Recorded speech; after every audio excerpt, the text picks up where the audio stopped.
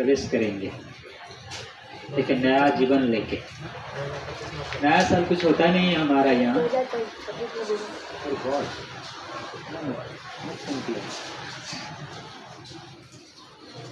नया साल कुछ होता नहीं है हमारे लिए। हमारा नया साल जो मकर संक्रांति होता है, तो ये तो अंग्रेज हमको दे के गया है, ये अंग्रेज का ये। लेकिन भारत से संस्कृति में नया साल मकर संक्रांति से शुरू होती है। तो फिर भी भारत में एक रिवाज है, नया साल मनाते हैं। तो नया साल नया मतलब क्या होता है? नया मतलब जीवन में कुछ बदलाव आए। जीवन में कुछ जब बदलाव आता है तब हमें समझना चाहिए कि हमारा नया साल मनाना सार्थक हुआ। जब तक हमारे जीवन में बदलाव नहीं आता है तो फिर कितने नया साल आएगा, कितना नया साल चला जाएगा, हम ऐसे ही रहेंगे। हम तो रहेंगे एज इट इज। जैसे प्रभुपाद ने भगवद गीता क्या लिखा, Bhagavad Gita as it is. हम नहीं बदलने वाले हैं, हम तो ऐसे ही रहेंगे। एड़ा बुरा नहीं मानना, ये बम्बई का भाषा है। एड़ा बोलते हैं ना, क्या बोलते हैं? एड़ा मतलब क्या होता है? हाँ, बुद्धू, बुद्धू ना, बुद्धू ना। तो हम तो ऐसे ही रहने वाले हैं। कितने नया साल आया, कितना नया साल चला गया, तो हमारे भीतर कोई परिवर्तन नहीं है। नया मतलब यदि आप उस नया आप अनुभव करना चाहते हो तो आप भक्ति से नया कुछ अनुभव कर सकते हैं। आज का पहना हुआ कल को पुराना, आज का अखबार कल को सुले बटोरे में मोड़ते हैं, है ना। तो ये दुनिया में कुछ नया होता नहीं है। नया आपको यदि आप अनुभव करना चाहते हो, नया कुछ रस लेना, नया रस। भौतिक जगत में तो कुछ रस है ही नहीं, समझ जाओ। भौतिक जगत में कुछ रस नहीं है ही नहीं।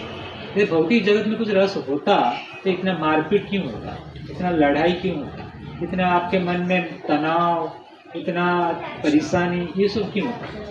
जहाँ पर एक व्यक्ति को रस मिलने लगेगा ना, तो फिर जैसे कि एक चींटी को शक्कर से रस मिलने लगता, छोड़ नहीं पाता, क्योंकि इतना मिठास उनको मिलता है, मिठास मिलता है, मर जाता है, लेकिन चींटी शक्कर नहीं छोड़ता। ठीक उसी प्रकार जहाँ से आपको रस मिलने लगेगा वो चीज़ को आप छोड़ नहीं पाओगे। वो है भक्ति, वो है भक्ति, भगवान श्री कृष्ण का भक्ति। भक्ति में बहुत बड़ी रस है, इसलिए भगवान श्री कृष्ण को रसराज कृष्ण कहते हैं। भगवान श्री कृष्ण को क्या बोलते हैं? रसराज, रसों की राजा है। जितने रस मतलब जो आनंद दे, जो चीज़ों से आपके, जैसे मैंगो खाते हो, आप कहते हो ना यार मैंगो से रस मिला, रसगुल्ला का रस चाहिए, कि गुलाब जामुन का रस चाहिए, जिलापी का रस चाहिए। रस मतलब क्या होता है? मीठा होता है। रस मतलब मीठा होता है। तो ये मीठापन है, ये भौतिक जगत में नहीं है। जो मीठा करके जो चीज़ होता है ना, ये भौतिक जगत में कुछ है ही नहीं। मीठा यदि कुछ है तो ये भगवान का भक्ति। चाहे व्यक्ति कैसे भी हो, जब भगवान का भक्ति करेगा तो अपने जीवन को बदल सकता है। जो चीज़ आपका जीवन को बदल देगा, उसमें कुछ तो है जादू, उसमें तो है कुछ आनंद, उसमें है कुछ रस, इसलिए आप बदल गए। शराब पीने वाले, कितने शराब पीने वाले हरे कृष्ण महामंत्र जप करके शराब का बोतल छोड़ देते हैं ना। तो भगवान का नाम में ऐसे एक रस है, तो कितने गंदे चीज, कितने गंदे काम को छोड़ देते हैं। मतलब उनको एक नया रस मिला। इसीलिए भगवान का संबंधित और भगवान का भक्ति में हमेशा एक ताजगी रहती है, हमेशा एक नया रस मिलने लगती है। हमेशा भगवान का भक्ति में, भगवान में और भगवान संबंधित प्रत्येक वस्तु में हमेशा एक नया रस मिलने लगती है। इसीलिए व्यक्ति वो चीज़ को छोड़ नहीं पाता। इसलिए बड़े बड़े साइंटिस्ट, डॉक्टर, इंजीनियर, बड़े बड़े राजा लोग पहले के समय में वो सब कुछ घर द्वार का रस को छोड़ के भगवान कृष्ण की भक्ति के रस में पागल हो जाते थे। बड़े बड़े राजा लोग, पांडव लोग, द्रौपदी, संत तुकाराम महाराज, नरसिंह मेहता,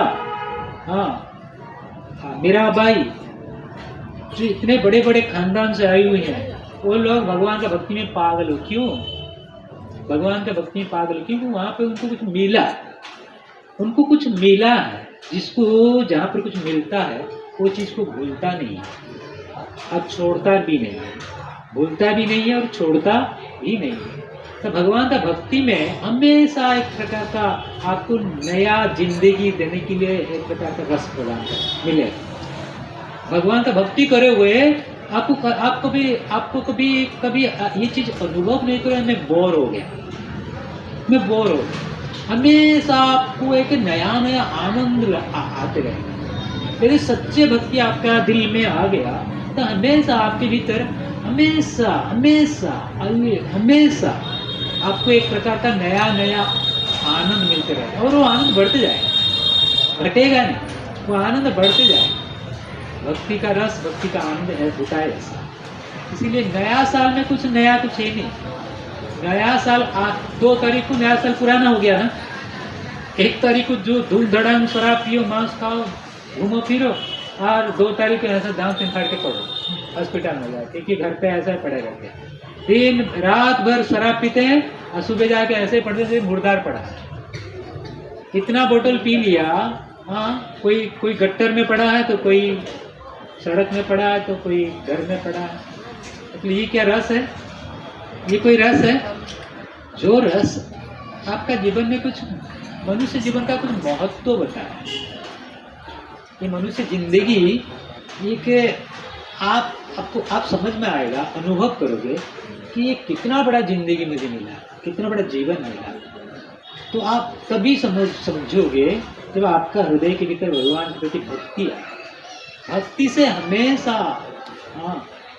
आपको आनंद, नयापन महसूस करो। इसीलिए ये कितना नया साल आया है हमारे बचपन जन्म से लेकर हम देखें, पर एक दिन के लिए आता है, उसके बाद पुराना होता है।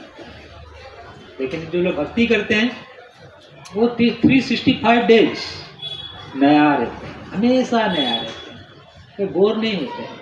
आज मूड खराब है ऐसा नहीं कहते, आज मेरा मूड खराब है ऐसा नहीं कहते। 365 डेज वो हमेशा नया रहता है। इसीलिए हमें ऐसे एक चीज को अपनाना चाहिए जो हमेशा हमेशा हमेशा क्या है, हर क्षण आप नया साल मनाओ, वो है भक्ति। हर क्षण आप नया साल मनाओ, ऐसे एक चीज अपना लो, वो है भक्ति। इसीलिए मनुष्य जीवन विशेष करके मिला भगवान का भक्ति के लिए। मनुष्य जीवन विशेष करके मिला भगवान के भक्ति के लिए। तो कितनी जिंदगी हमें मिला, हमको कितनी जिंदगी हमें छोड़ दी, कितने जीवन मिला, कितना जीवन हमें छोड़ दिए। लेकिन जिनको भगवान का भक्ति मिलता है ना, ये दुनिया के जो सबसे बड़ा भाग्यवान व्यक्ति हुआ। भाग्यवान ये नहीं कि मुझे नौकरी मिल गया, भाग्यवान ये नहीं कि मुझे बहुत बड़ा लॉटरी लग गया, कि मुझे बहुत पैसा आ गया, कि मुझे बंगला मिल गया, कि बच्चे पत्नी, ये सब में ये भाग्यवान नहीं। थोड़े समय के बाद भाग्यहीन हो जाते हैं, पैसा चला जाता है, नौकरी चल जाता है, बीमार पड़ जाता है व्यक्ति, कुछ रोग पकड़ लेता है तो भाग्यहीन हो जाता है। ये सब में कोई भाग्य नहीं। भाग्यवान वो है जिनके भीतर भक्ति है। इसीलिए क्या बोला गया चैतन्य महाप्रभु के द्वारा, ब्रह्मांड भ्रमिते कौन कौन है, कौन है ब्रह्मांड भ्रमिते कौन, भाग्यवान जीव। ये जीव कौन भाग्यवान जीव है, कौन है?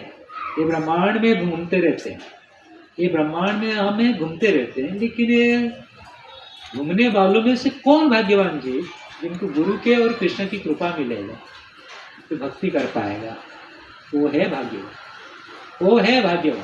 भाग्यवान वो है जिनके ऊपर गुरु और कृष्ण ये दोनों की कृपा है, और ये दोनों की कृपा से भक्ति कर पाए, उनको भाग्यवान चैतन्य महाप्रभु बता रहे। भाग्यवान हो गुरु कृष्ण प्रसादे पाए भक्ति लता बीज। कैसे मिलेगा भगवान का भक्ति? ना कृपा से। किसके कृपा से? प्रसाद मतलब कृपा, प्रसाद मतलब कृपा। तो कृपा से मिलेगा भक्ति, तो किससे कृपा से? ना दो, कौन है दो? ना गुरु और कृष्ण, ये दोनों। ये दोनों की कृपा से हमको भगवान का भक्ति प्राप्त होता है और हम भाग्यवान हो जाते हैं। कहाँ, हमारे घर का नहीं, पूरा ब्रह्मांड के व्यक्ति। प्रहलाद महाराज कहाँ के? सत्ययुग के व्यक्ति है। ध्रुव महाराज कब के? सत्ययुग के व्यक्ति। कलियुग में हम याद करते हैं। भाग्यवान हुए ना भाग्यवान। मीराबाई याद नहीं है तो मीराबाई को हम याद करते हैं। संत तुकाराम जी है क्या? वो याद करते हैं। हमको कौन याद करेगा? 15-20 दिन के बाद, 1 महीना के बाद गाय, 15 दिन के बाद अरे गया तो गया, अरे गया वो गया, उनके पीछे क्यों इतना समय बर्बाद करना, छोड़ो, जाने दो, गया खत्म।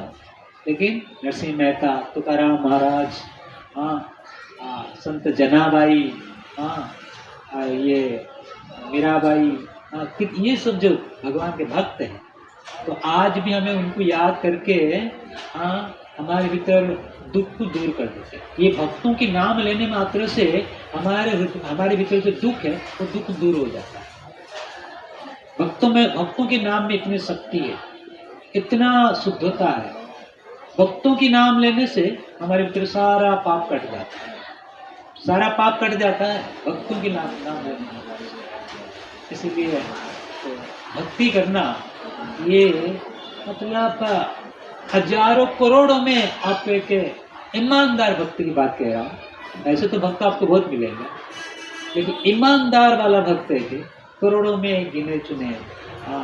भगवान कृष्ण बताते, मनुष्याणाम सहस्रेषु कश्चित जगति सिद्धये यततापि सिद्धानाम कश्चित मांगति तत्त्वतः। अर्जुन, हजारों मनुष्य में से कोई एक बिल्ला, कोई व्यक्ति मुझे ठीक ठीक जानता है, मेरे शरण में आता है, मेरा भक्ति करता है, इसीलिए तो उसको कहते हैं भाग्यवान। तो न्यू ईयर मनाना है, नया साल के लिए लोग कहते हैं आज एंजॉय करना है, एंजॉय। कोको कोला बोतल को उठा के ऊपर बोलते हैं एंजॉय करना है, बस कोको कोला में एंजॉय, और कुछ मिला नहीं, और कुछ मिला नहीं। 15 रुपया का बोतल कोको कोला, तो उसमें आपने एंजॉय करोगे, नया साल का एंजॉय करोगे। भूल जाते हैं, भगवान श्री कृष्ण भगवद गीता में बताते हैं कि भोक्ताराम यज्ञ तपोसाम भोक्ताराम, I am enjoy, supreme enjoy. तुम क्या एंजॉय करोगे? तुम क्या एंजॉय करोगे? I am supreme enjoy. खाली एंजॉय नहीं, सुप्रीम एंजॉय। कृष्ण बोल रहे हैं, भोक्ताराम एक तपोसाम, सर्व लोक, जितने लोग है सारे लोगों के एंजॉय में महेश्वर, आई एम सुप्रीम कंट्रोलर। और ये शिवसाई समर्थ नगर के नहीं, मतलब सर्व लोग को, सारे जितने लोग हैं सारे लोगों का महेश्वर, मतलब कंट्रोलर कृष्ण कहते हैं भगवान अर्जुन को। और ये बात को जो जान पाता है उनको वो वास्तविक एंजॉय है, वो वास्तविक शांति को दिल में पाता है, उसका दिल में शांति बैठता है। आपके किसके दिल में शांति आता है? ना जो जानता है कृष्ण इज सुप्रीम एंजॉय, उसी कृष्ण इज सुप्रीम कंट्रोलर, भोक्ताराम यज्ञ तपसा सर्वलोक महेश्वर, सुहृद, सबका सुहृद, सबका शुभचिंतक। सबका शुभचिंतक कौन है? भगवान श्री कृष्ण। भगवान श्री कृष्ण सबका हित चाहते हैं, किसको मार के, किसी को कृपा करके। भगवान का कोई भी कार्य हो तो जीव के लिए कृपा ही है, बस वो एक ही चीज जानते हैं, कृपा करना। वो किसी का भी, अपने शत्रु का भी अहित नहीं कर सकते, गलती से भी, जानबूझ के तो छोड़ो, गलती से भी भगवान श्री कृष्ण अपने शत्रु का भी अहित नहीं कर सकते। पुतना ने आया था विष दे के मारने के लिए, भगवान ने उनको अपने धाम दे दिए, जाओ। हमको कोई मारने के लिए आएगा, चलो मुंबई में मेरा ये नाला सुपारा में 2 BHK मैं आपके नाम में लिख देता हूँ। आपको कोई मर्डर करने के लिए आएगा और आप लिख दोगे आपका घर को उनके नाम पे। देखिए भगवान कृष्ण पुतना को कहाँ स्थान दिए? गोलोक वृंदावन। आज भी पुतना गोलोक वृंदावन में भगवान श्री कृष्ण का भाई के रूप में भगवान का सेवा में है, आज भी। और पुतना किसके लिए आया था? भगवान को जहर देके मारने के लिए। किस बात के ऊपर कह रहा था? सुहृद सर्वभूतानाम, जितने जीव है, खाली मनुष्य नहीं, कीड़े मकोड़े से लेकर, चींटी से लेकर हाथी तक, चंडाल से लेकर ब्राह्मण तक, देवताओं ब्रह्मा तक, सारे जीवों का एक ही मात्र शुभ चिंतक भगवान श्री कृष्ण। सुहृद सर्वभूतान, सर्व जितने जीव है सारे जीवों का सुहृद है। सुहृद सर्वभूतान ज्ञातम, जो बात को जान लेता है शांति मृच्छति, उसको शांति प्राप्त होता है, उसको शांति प्राप्त। नया साल मनाना है तो मंदिर में जाके, कोई थिएटर में, कोई क्लब में, पार्टी क्लब में, कोई और कहीं पे जाके नया साल नहीं मनाया जाता। नया साल मनाना है तो कोई धाम में जाके, कोई मंदिर में जाके नया साल मनाना चाहिए। हमारा होगा, हमारा जो 31 को हमारा मेरा रोड इस्कॉन में भी नया साल मनाया जाएगा। शाम को लेक्चर होगा, प्रसाद होगा, फिर सारे भक्त पूरा रात भर कीर्तन करेंगे पूरा मेरा रोड के भीतर। ये न्यू ईयर फेस्टिवल मनाया जाएगा भगवान का कथा कीर्तन प्रसाद के द्वारा। कैसे मनाया जाएगा नया साल?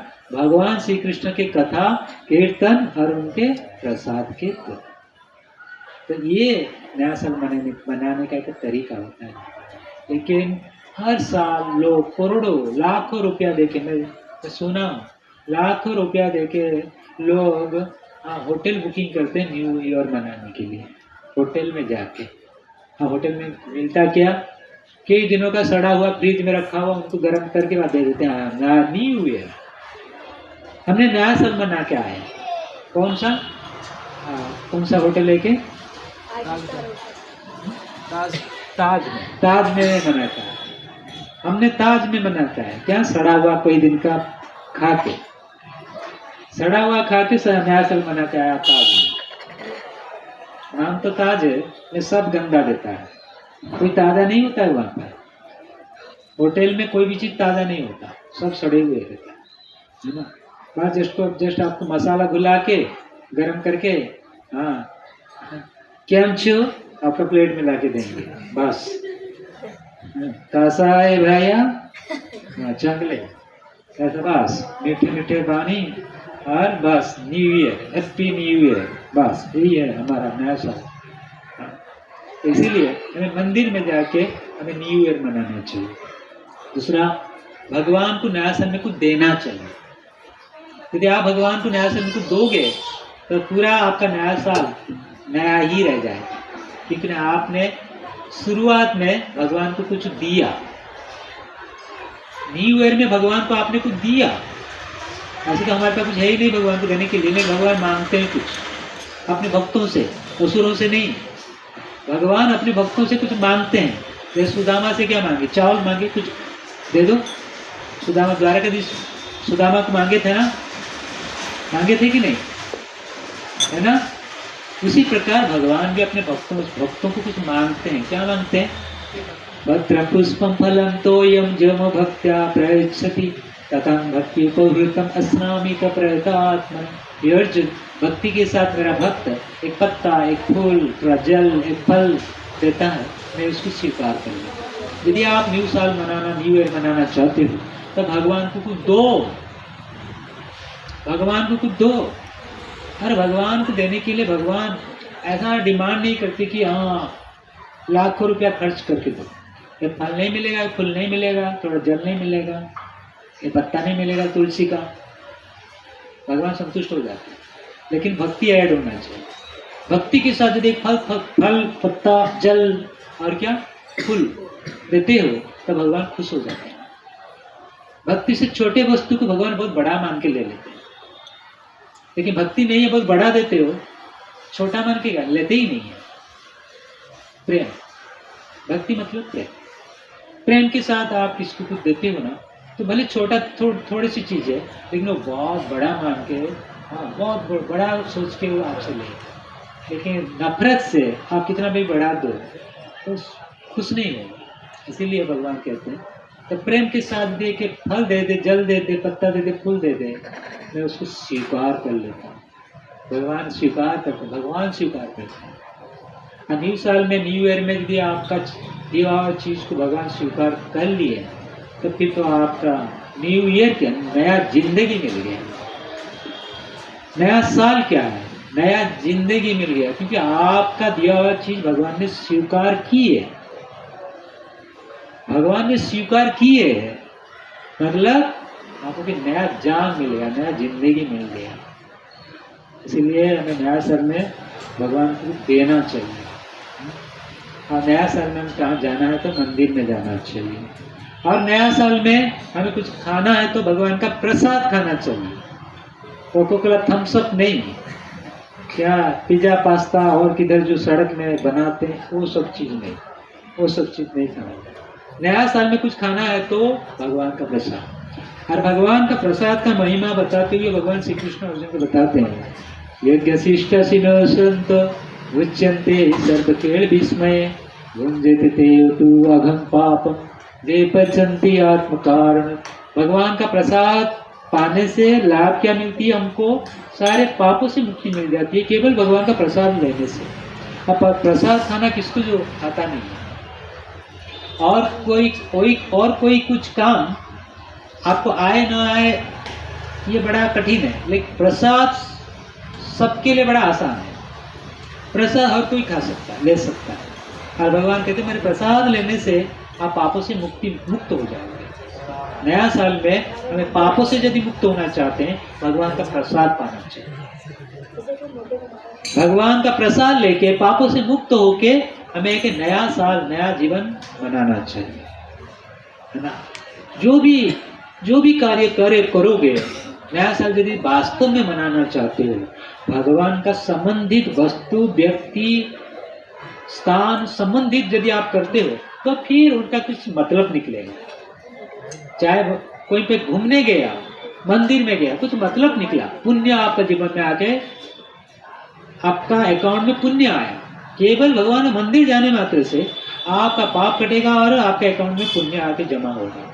आपने प्रसाद पाया भगवान का तो आपका पाप कटेगा, आपका अकाउंट में पुण्य आएगा। आप भगवान को दर्शन कर लिया तो दंडवत कर लिया, हाँ, भगवान के भक्तों के मिल गया, भगवान की कथा सुन लिया, भगवान के संबंधित कोई भी वस्तु आपका जीवन में वो दिन आपने ले लिया तो वास्तव में आपका जीवन सफल हो गया, सार्थक हो गया। इसीलिए जीवन की सार्थकता वहीं पर है, हाँ, ये सब चीज़ों में। उसको छोड़ के आप कितना बड़ा भी कर लो तो उसमें कुछ नहीं है।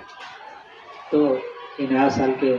और दूसरी बात है कि पिछले साल में आपने जितने गंदगी किया, झूठ बोला, चोरी किया, हाँ, कितना झूठ बोला आदित्य? 2025 में कितना झूठ बोला? अभी बैठे बैठे झूठ बोल रहे हैं, ऐसा मुंह मुड़ता है। गिना ही नहीं ना, हाँ, झूठ बोला ना, हाँ बोला। 2026-25 में ये भी बोला, ये भी बोला, सब बोला। 2025 में आप सोचो, आपका पीछे थोड़ा जाओ।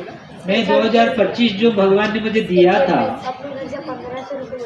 बस करो ना, बस करो। 2025 जो भगवान ने दिया था, 2025 को मैंने कैसे बिताया? एक दिन भी 2025 नया हो के हमारा जीवन में आया था, मैं उसको कैसे बिताया? झूठ बोल के, चोरी करके, हाँ, और कुछ गंदा करके, और कुछ करके, और कुछ ऐसा मैं बिताया। हाँ, वो भी 2025 भी आपके लिए एक दिन न्यू नया था कि नहीं? आपने उसको कैसे बिता के आया 2026 तक? यहाँ तक आप कैसे बिता के आया वो साल? सोचो। फिर भगवान ने 2026 दे रहा है, 2-4 दिन के बाद भगवान ने आपको 2026 दे रहे हैं, तो कैसे आप उसको, आप कैसे, किस उद्देश्य से आप वो 2026 को अपने जीवन में स्वीकार कर रहे हो? क्या करने के लिए? कैसे बिताना है आपको 2026 को? इस प्रकार आप 2025 को बिताया ऐसा, तो फिर आपका नया साल का कुछ मतलब नहीं रहा, आपका नया साल का मनाने की कोई मतलब नहीं रहा। इसीलिए हर व्यक्ति को सोचना चाहिए कि मैं पिछले साल में इतने झूठ बोला, इतना चोरी किया, इतना और कुछ किया, हाँ। इसलिए हर भक्त को डायरी मेंटेन करना चाहिए। आज मैं कितना बार झूठ बोला, आज मैं कितना बार चोरी किया, ये आज मैं इतना बार, हाँ, ऐसा किया, तो लिखना चाहिए। साल के एंड में उसको कैलकुलेट करना चाहिए, हिसाब किताब होना चाहिए। हर साल हमारा हिसाब किताब होना चाहिए, तो फिर हमारा प्रमोशन होगा। तो रिकॉर्ड हमारे पास है, तो फिर हम अपने को सुधारने के लिए कोशिश करेंगे कि 2025 में मैं 2000 बार झूठ बोला, ये बार मैं 2000 झूठ नहीं बोलूँगा, मैं 200 झूठ बोलूँगा। 2000 झूठ बोला 2025 में, 2026 में 200 झूठ बोलूँगा, है ना? 200 झूठ बोलोगे ना? गधा अनाड़ी बोलता है 200 झूठ बोलूँगा। 0 बोलना है, फिर नया साल नहीं मनाओगे आप, फिर तो आप झूठ बोलोगे ही ना, फिर तो आपका कंटिन्यू है ना, वही गलत कंटिन्यू है, तो फिर नया साल कैसे मनाओगे? नया मतलब एक नए रास्ता में चलना चाहिए। वो नया रास्ता क्या है? झूठ नहीं बोलना, गुस्सा नहीं करना, और चोरी नहीं करना, ये करना नहीं करना, तो ये सब नहीं करना। तो फिर ये नया साल, ठीक है? तो नया साल आने के पहले 31 को सुबह उठ के स्नान करके एक शांति जगह में बैठ के शांत भाव से विचार करना चाहिए। जनवरी को इतना किया था, फरवरी को ये किया था, मार्च को ये किया था, पूरा साल भर ये किया, पूरा साल भर ये किया, फिर 2026 में क्या करूँगा, ठीक है? तो ऐसा, तो फिर आपका जीवन में परिवर्तन आएगा। नहीं तो ये हर साल आएगा और जाएगा, कुछ नहीं मिलेगा। तो नया साल में जरूर आप सब भगवत गीता पढ़ना, जरूर पढ़ना, यहीं पे आके शिव साई मंदिर महादेव के पास बैठ के भगवत गीता पाठ करना, सुबह उठ के स्नान करके कुछ खाए बिना। शिव जी बहुत खुश हो जाएंगे, शक्ति देंगे कि वैष्णव से शक्ति प्राप्त होगा, हाँ, तो फिर हमें आगे कुछ बढ़ पाएंगे। तो क्या भगवत गीता जो प्रभुपाद जी ने लिख रहे थे, अमेरिका में एक माता जी ने पूछा, स्वामी जी इतने सारे भगवत गीता के ऊपर कमेंट्री है, क्या जरूरत है और एक कमेंट्री कर देने के लिए आपका? तो प्रभुपाद जी बोले, हाँ मुझे पता है भगवत गीता के ऊपर आपके देश में कि भगवत गीता के ऊपर बहुत सारे कमेंट्री है, लेकिन मेरा जो भगवत गीता, ये जो भगवत गीता, ये Bhagavad Gita as a teach, जैसे भगवान कृष्ण ने कहा ऐसा ही, उससे मेरा कुछ स्पेकुलेशन नहीं है। लेकिन बाकी जो भगवत गीता है वो कहते हैं मेरा भगवत गीता, माई भगवत गीता, कि मैं लिखा। लेकिन प्रभुपाद जी क्या बोले, ये कृष्ण का भगवत गीता, कृष्ण ने जो बोले वही है ये भगवत गीता की लिखा। इसीलिए ये Bhagavad Gita as a teach, इसलिए जरूरत पड़ा और एक भगवत गीता बोलने के लिए, लिखने के लिए, तो अमेरिका। इसीलिए ऐसा भगवत गीता को पढ़ के पूरा दुनिया की तरह आज दुनिया में एक प्रकार का क्रांति आ गई, पूरा अमेरिका बदल गया।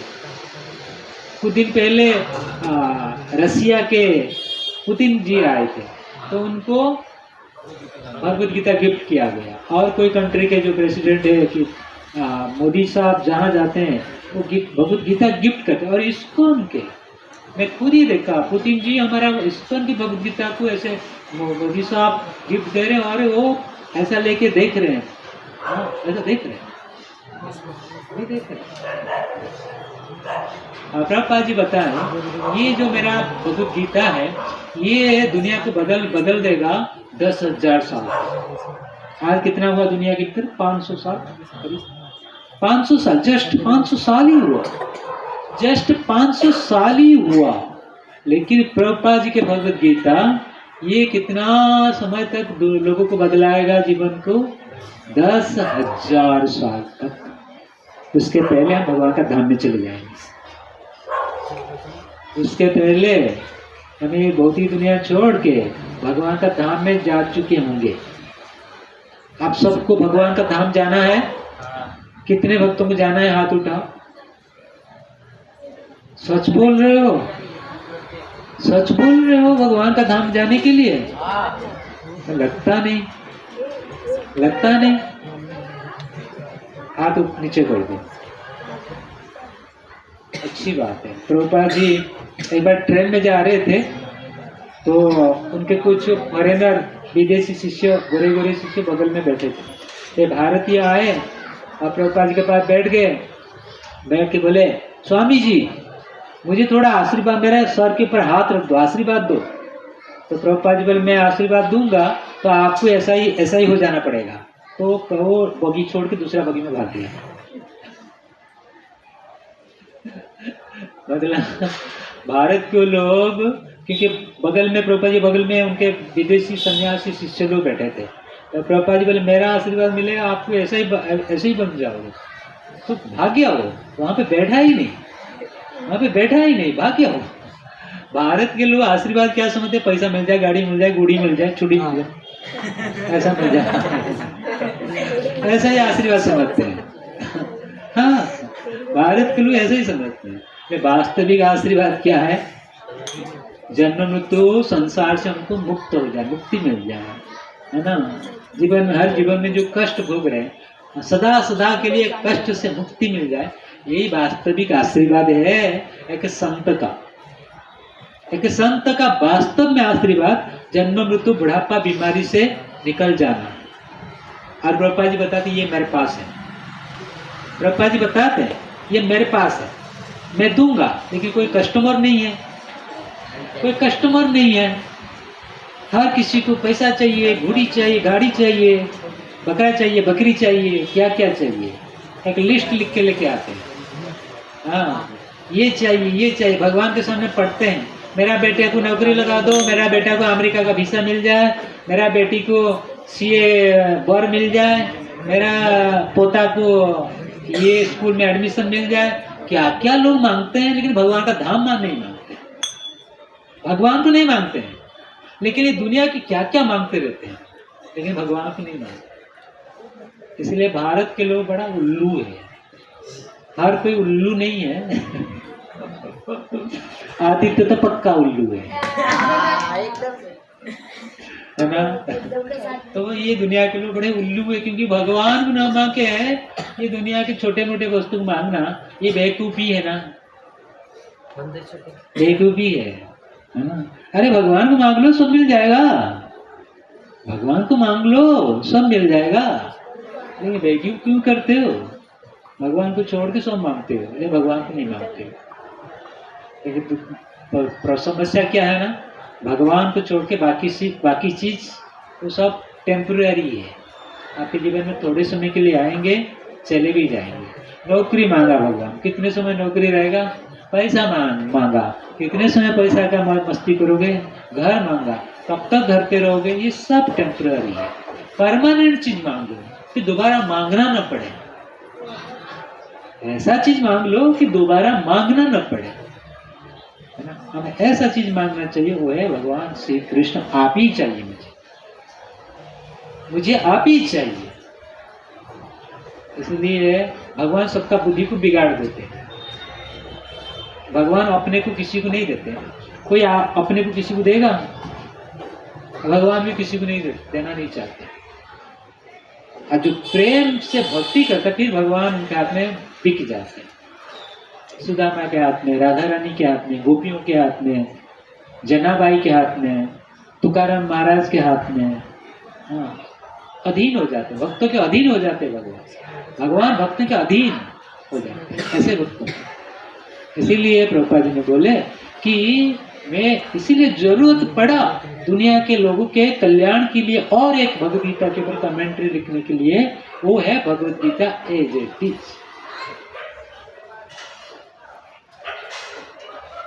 आज अमेरिका का यूनिवर्सिटी में, बहुत बड़े बड़े जगह में, लाइब्रेरी में प्रभुपाद जी का भगवद गीता है, लेकिन भारत में नहीं। ये दुख की बात है। आपको कोई बीमारी हो गया, आपको कोई बीमारी जब हो जाता है, आप क्या करते हो? डॉक्टर के पास जाते हो? बिल्कुल, ये बोला, डॉक्टर के पास जाते हो। फिर डॉक्टर पास जाके क्या करते हो? फिर उसके बाद क्या होता है? फिर उसके बाद क्या करते हो? खाते हो। यही है ना प्रोसेस बीमारी ठीक करने के लिए। बीमारी ठीक करने के लिए प्रोसेस है ना। ठीक उसी प्रकार भगवान श्री कृष्ण जैसे ही भगवद गीता पढ़ने के लिए कहे हमें ऐसे पढ़ेंगे तो हमें भी ये दुनिया की बीमारी से ठीक हो जाएंगे। ये दुनिया में आपको बीमार है, ये दुनिया के हर व्यक्ति बीमार है। इसलिए क्रोध करता है, झगड़ता है, इल्यूजन में जाता है, इग्नोरेंस में जाता है, एंजाइटी में जाता है, डिप्रेशन में जाता है, फ्रस्ट्रेशन में जाता है। क्यों? बीमार है। इसी बीमारी का सिम्टम्स है, ये बीमारी का लक्षण है, ये बीमार व्यक्ति का पहचान है। जो सच्चा हेल्दी व्यक्ति होगा ना तो फिर उनको कोई ये सिम्टम्स दिखाई नहीं पड़ेगा। डॉक्टर जब आपको दवाई का बॉक्स देता है, डब्बा देता है, वो डब्बा के ऊपर लिखता है बिफोर फूड, आफ्टर फूड, कि सुबह की नाइट में कि इवनिंग में, ऐसा लिख के देता है। वही नियम के अनुसार जब आप दवाई लेते हो आपको दवाई का लाभ मिलता है, आपका बीमारी ठीक होता है। ठीक है, उसी प्रकार भगवान श्री कृष्ण भगवद गीता जैसे ही बोले ऐसे यदि हमें स्वीकार करेंगे, हमें भी हमारा जीवन के सारे कष्ट को मिटा देंगे, मिट जाएगा केवल भगवद गीता पाठ से। कलियुग में एक ही शास्त्र है, वो है भगवद गीता। देवकी नंदन, देवकी नंदन वो गीत गाए, वो है भगवद गीता। एक ही कलियुग में एक ही शास्त्र है भगवद गीता। उसको हमें सही से जैसे भगवान बोले ऐसे यदि पालन करेंगे, पढ़ेंगे, अध्ययन करेंगे तो हमारे जीवन के सारे दुख मिट जाएंगे। तो उसके पहले हमें समझना चाहिए भगवान है एक। कौन है भगवान? ब्रह्मा जी बताते हैं। क्या बताते हैं? ईश्वर परम कृष्ण सच्चिदानंद विग्रह अनादिरादि गोविंद सर्व कारण कारण। भगवान कौन है? ब्रह्मा जी बताते हैं। कौन भगवान? न कृष्ण, ईश्वर परम कृष्ण। ईश्वर कौन? ईश्वर शब्द का मतलब कंट्रोलर, जो सबको कंट्रोल करता है, वो है भगवान। आपको, मुझे, पेड़ को, कुत्ता को, बिल्ली को, सबको। कौन है? भगवान। और भगवान कौन है? ब्रह्मा जी बताते कृष्ण। ईश्वर परम कृष्ण सच्चित आनंद का विग्रह है। सत्य इटर्नल, चित हमेशा ज्ञान में, आनंद हमेशा आनंद में। कौन? भगवान कौन है? जो हमेशा उनको कंप्लीट नॉलेज है, जिनको पूर्ण ज्ञान है, जिनको पूर्ण आनंद है, जिनका आनंद कहीं घटता नहीं है, और जो हमेशा हमेशा के लिए रहते हैं, वो है भगवान। और कौन है वो? कृष्ण। अनादिरादि गोविंद, अनादि, उनका आदि नहीं कि अंत नहीं। वो कब आया, कब से है, कोई पता नहीं लगा पा रहा है आज। कुछ साइंटिस्ट भगवान को रिसर्च करते हैं, रिसर्च करने वाला उनका ही रिसर्च हो जाता है, वो मर जाते हैं, वही मर जाते हैं। वो रिसर्च करते हैं भगवद गीता के ऊपर, भगवान के ऊपर रिसर्च करते हैं। क्या रिसर्च करेंगे? 2 साल के बाद मर ही जाते हैं, उनका रिसर्च वहीं पर रुक जाती है। भगवान पर रिसर्च करते हैं। ऐसा होता है ना, हम सुने हैं वो तीर्थ नदी कहाँ से निकली है, तो जाते हैं देखने के लिए और लौटते भी नहीं है, वापस नहीं आते। तो भगवान कौन है? ब्रह्मा जी बताते हैं वो है कृष्ण। भगवान कौन है? जिनके पास पूरा ज्ञान है, जिसके पास पूरा शक्ति है, जिसके पास पूरा धन है, जिसके पास पूरा ज्ञान है, जिसके पास पूरा वैराग्य है, जिसके पास सारा ऐश्वर्य है। वही 6 चीज जिसके पास है वो है भगवान, वो है कृष्ण। आपके पास कितना धन है? थोड़े ही धन है। आपके पास कितना ज्ञान है? थोड़े ही ज्ञान है। आप कितना त्याग कर पाओगे? केवल मल त्याग कर पाओगे, और कितना त्याग कर पाओगे? है ना। और आपके पास कितना शक्ति है? थोड़ी सी शक्ति है। भगवान के पास कितना शक्ति है। और हमारा शक्ति जो भी है अभी तो घटते घटते जाएगा, खुद ही उठ नहीं पाएंगे, कोई उठाएगा तो उठेंगे। हमारा शक्ति ऐसे, भगवान शक्तिमान। इतना छोटे थे, इतना बड़ा पहाड़ को उठा के रखे उंगली में, और ऐसा नहीं कि एटलस की तरफ बैंड हो गए, ऐसे एकदम पैलमैन के जैसे ऐसे ही खड़े थे, इतना बड़ा पहाड़ को उठा के। 1 घंटा के लिए नहीं, 6 दिन 6 रात। तो उनके पास पूरा शक्ति है, चाहे वो बालक हो, जवान हो, कुछ भी हो। भगवान कभी कभी बूढ़े नहीं होते नहीं है, तो हमेशा 16 साल के रहते हैं। भगवान कभी बूढ़े होते नहीं, 16 साल के ऊपर भगवान जाते नहीं है, ये भगवान की उम्र है ना। तो इसीलिए भगवान के पास ये 6 चीजें जिसके पास है वो है भगवान। लेकिन हमारे पास सारा दुनिया का धन नहीं है, पूरा ज्ञान नहीं है, पूरा शक्ति नहीं है, पूरा हमें सब कुछ त्याग नहीं कर पाएंगे, हमें इतने फेमस नहीं है। बात यही एरिया के भीतर फेमस है, ये एरिया के हमारे घर के भीतर फेमस है, ये एरिया के हमें तो कोई कौन जानता है। देखिए ये 6 चीज जिसके पास है वो है भगवान, वो 3 चीज जिसके पास है वो है भगवान। क्या? सत चित आनंद, वो है भगवान। बड़े बड़े भारत के बड़े बड़े संत भी भगवान को, कृष्ण को भगवान मानते हैं। कई बड़े बड़े लोग, नारद जी बोले भगवान ये है कृष्ण, हाँ, कई लोग बोले कि ये कृष्ण भगवान है। अरे भगवद गीता बोला गया था कब? किसको बोला गया था? किसको बोला गया था? ये भगवद गीता में जो पढ़ रहे हैं, अध्ययन कर रहे हैं, इनको कोई स्पीकर कौन? भगवद गीता का स्पीकर कौन है? कृष्ण। वो बोले थे भगवद गीता, और कौन सुने थे? अर्जुन सुने थे। और भगवद गीता के भीतर कितना बार भगवान बोले, कितना बार संजय बोले, कितना बार धृतराष्ट्र बोले, पूरा कंप्लीट भगवद गीता कितना बार बोला गया? 700 श्लोक है। वो 700 श्लोक के भीतर कितना बार भगवान बोले, कितना बार संजय बोले, कितना बार धृतराष्ट्र बोले, कितना बार अर्जुन बोले। क्योंकि 4 कैरेक्टर है वहाँ पे, 5 कैरेक्टर, संजय, धृतराष्ट्र, अर्जुन, भगवान श्री कृष्ण, 4 कैरेक्टर भगवद गीता के भीतर है ना। तो हमें कैलकुलेट करना चाहिए कि संजय इतना बार बोले भगवद गीता के भीतर, अर्जुन इतना बार प्रश्न पूछे, कि संजय ये बार प्रश्न पूछे, कि धृतराष्ट्र ये प्रश्न पूछे, है ना। तो भगवद गीता के भीतर हमें देखना चाहिए। तो भगवद गीता बोला गया था, किसको बोला गया था?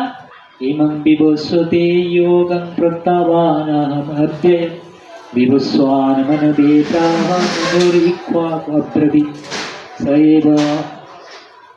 एवं परं प्राप्तम् इमराजस्य विदुः स कालेन यत्मता योगनष्ट परन्तप स एव मया ते अद्यं योगभुक्त पुरातन भक्तोऽसि मे सखा च इति रहस्यं हि एतत् उत्तमम्।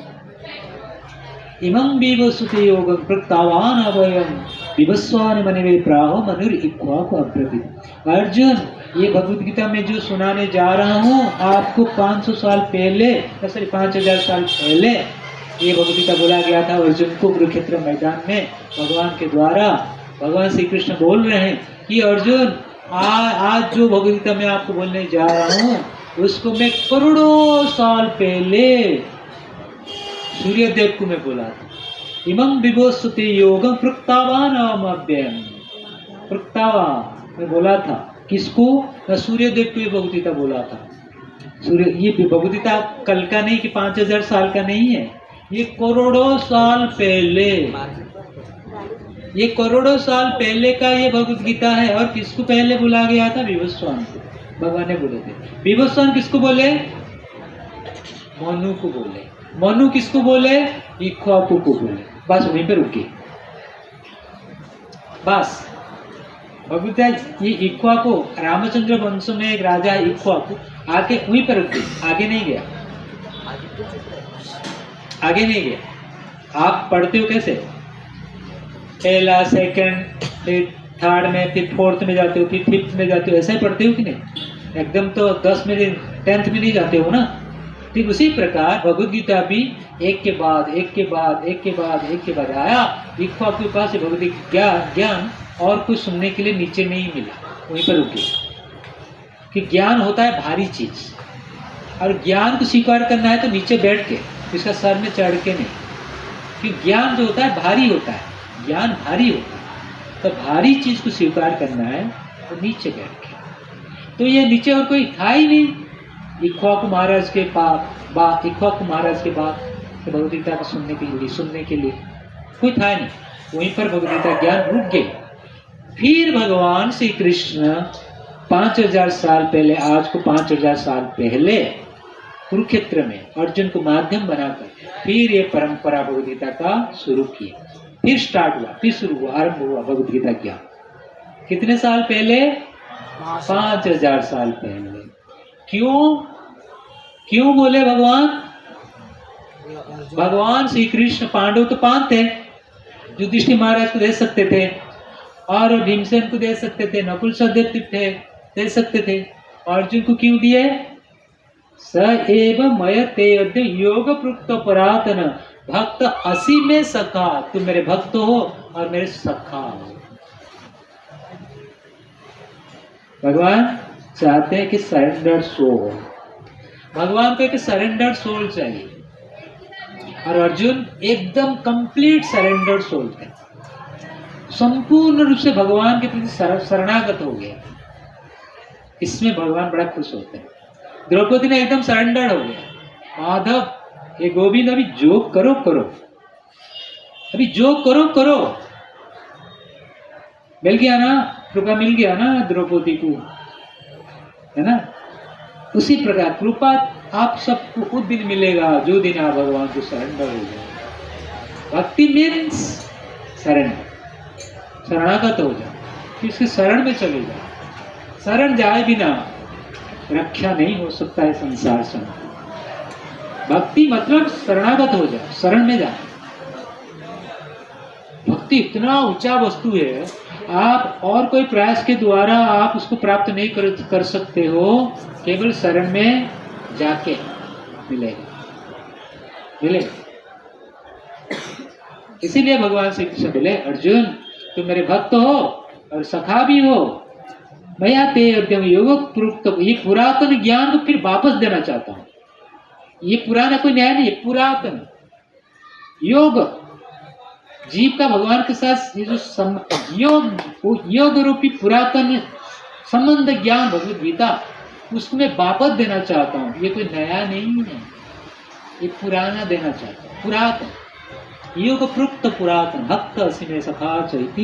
ये बड़ा रहस्यमय है, सबको समझ में नहीं आता। भगवान के बात सबको समझ में नहीं आता।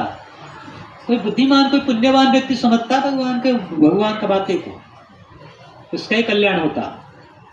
इसीलिए भगवान कह रहे हैं अर्जुन को, अर्जुन ये बड़ा रहस्यमय ज्ञान है, लेकिन तुम पात्र हो। ये रहस्यमय ज्ञान को समझने में तुम पात्र हो। रहस्य उत्तमम, बड़ा उत्तम ज्ञान देना जा रहा हूं मैं आपको, बड़ा उत्तम ज्ञान देने जा रहा हूं आपको। इसलिए सुनो सुनो सुनो। इसलिए कोई अच्छी वस्तु कोई देना चाहता है ना, फिर सावधान कर, अटेंशन प्लीज ऐसे कर देते हैं, फोटो उठाते हैं, सावधान ऐसे कहते हैं ना, मुस्कुराइए ऐसे बोलते ना, मुस्कुराइए, 1 2 3 क्लिक, फोटो उठ गया। आज यदि आप भगवान का नाम नहीं लोगे तो फिर फोटो उठेगा ही नहीं, फोटो उठेगा ही नहीं। उठेगा तो टेढ़ा पेड़ा हेड़ा छेड़ा ऐसा कुछ उठे जाएगा। अच्छा है ना? तो इसीलिए भगवान श्री कृष्ण बोल रहे हैं कि अर्जुन बहुत बड़ा चीज देना जा रहा हूं, तो आप उसको ध्यान से सुनो। दूसरी बात है, भगवान अर्जुन को ज्ञान क्यों दिए? अर्जुन भगवान के भक्त थे, और हम यदि भगवान का भक्त बन जाएंगे, ये भगवद गीता हमको भी समझ में आ जाएगा। और अर्जुन के जैसे गुण यदि हमारे भीतर आ जाएगा तो फिर हम भी भगवद गीता समझ पाएंगे। और ये संबंध 5 प्रकार का है। भक्त मतलब भगवान के साथ एक संबंध बनाना, एक नाता जोड़ना, और ये होता है 5 प्रकार का। भगवान के संबंध बनाना, जब कोई व्यक्ति भक्त बनता है भगवान का, 5 प्रकार का रास्ता है, 5 प्रकार का संबंध में होके भगवान के साथ भगवान का भक्त बनता है। तो 5 प्रकार का संबंध क्या है? है क्या? कौन बताएगा? नीले बताओ। हाँ, वो तो प्रेम तो सारे संबंध में होना चाहिए। नहीं प्रभु जी। हाँ माता पिता रूप में, हाँ, एक बोला, एक बोला। और साधु संतों के न- अपने मतलब हम उनके सेवक है वैसे रूप में। हाँ, दास्य थोड़ा एकड़ पकड़ करके बोलता है, लेकिन बोलता है। माता पिता के रूप में मतलब बात्सल्य, एक है बात्सल्य, दूसरा बोला सेवा, सेवक मतलब दास्य। हाँ, सखा, सखा, सख्य, हाँ, 3 बोला। और 2 उनको अपने पति या हाँ, माधुर्य, पति के रूप में। और एक बच गया, गुरु रूप में। शांत, ये शांत के रूप में सेवा कर रहा है भगवान। ये माई का भी शांत रस में सेवा कर रही है। ये माई के द्वारा मैं भगवान की कथा बोल पा रहा हूँ। ये शांत रस में माइक सेवा कर रहा है, शांत है। ये माइक शांत है, कुछ बोलेगा नहीं, कुछ हिलेगा नहीं, लेकिन भगवान की सेवा करता है ना। ये शांत रस में भी माइक सेवा करता है, ये शांत। दूसरा रस है दास्य। हनुमान जी भगवान राम का दास्य रूप में सेवा किए थे कि नहीं? उसके बाद सख्य, सखा के रूप में अर्जुन सेवा किए कि नहीं? भगवान अर्जुन भगवान के सखा थे कि नहीं? सखा मतलब मित्र। शांत, दास्य, सख्य, उसके बाद वात्सल्य। वात्सल्य मतलब नंदो यशोदा, वसुदेव देवकी भगवान को वात्सल्य रस में भगवान की सेवा किए कि नहीं? गोपियाँ माधुर्य रस में सेवा किए कि नहीं? हो गया ना? कोई याद किया? आप सब याद नहीं किए। भगवान का जो भक्त बनते हो, 5 रस में कोई एक रस में होके भगवान का भक्त बनते हो। तो 5 रस क्या है? शांत, दास्य, सख्य, वात्सल्य, माधुर्य। शांत मतलब ये हो गया, दास्य मतलब सेवा करना हनुमान के जैसे, सख्य मतलब अर्जुन के जैसे सेवा करना, वात्सल्य मतलब नंदो यशोदा के जैसे सेवा करना पिता माता के रूप में, और माधुर्य मतलब राधा रानी गोपियाँ। और ये 5 रस में से सबसे हाईएस्ट, जो सबसे श्रेष्ठ रस है, वो है राधा रानी गोपियों का माधुर्य। ये सबसे टॉप मोस्ट रस, ये सबसे उच्च भक्ति है। राधा रानी का भक्ति सबसे उच्च भक्ति है, गोपियों का भक्ति सबसे उच्च भक्ति का है, वो है माधुर्य। माधुर्य मतलब मीठा। ऐसे तो 5 में मीठा है, लेकिन सबसे जो टॉप लेवल के है वो है माधुर्य, माधुर्य रस। तो जब कोई भक्त बनता है तो ये 5 रस में से कोई एक में होके भगवान का सेवा करता है। भक्त मतलब सेवा करना, भक्ति मीन्स सेवा करना, service. Love means serve, serve means please. Love means क्या है? आप किसी को प्रेम करते हो मतलब उनका सेवा करोगे, क्योंकि प्रेम है। माता पिता का बच्चों के लिए प्रेम है, प्रेम की सेवा करेंगे। Love means serve, serve means please. आप सेवा क्यों करते हो? उनको आनंद देने के लिए, उनको आनंद देने के लिए सेवा करते हो कि नहीं? क्या उसका मुंह को टेढ़ा बनाने के लिए कर देने की सेवा करते हो क्या? नहीं। इसीलिए love means serve, serve means please. सेवा करते हैं उनको प्रेम है। लव मीन्स सर्व, न सॉरी, प्रेम है मतलब सर्व करो, सेवा करोगे। सर्व सेवा करते हो किसके लिए? ना उनको आनंद हो, मेरे सेवा से खुश हो जाए, आनंद हो जाए उसको। ये गोपियों का भाव है। हमारे सेवा से भगवान को खुशी प्राप्त हो, ये ब्रज भक्ति है। ब्रज भक्ति मीन्स मतलब हमारे सेवा के द्वारा भगवान को खुशी मिल जाए, भले हमको कितना कष्ट हो, हमको कितना तकलीफ हो, लेकिन कृष्ण खुश हो जाए, ये ब्रज भक्ति। ठीक है, तो आज हमें यहीं पे रखेंगे और कुछ बोलेंगे? यहीं पे रखते हैं। तो इसलिए आज मुझे अच्छा लगा कि आप लोग जल्दी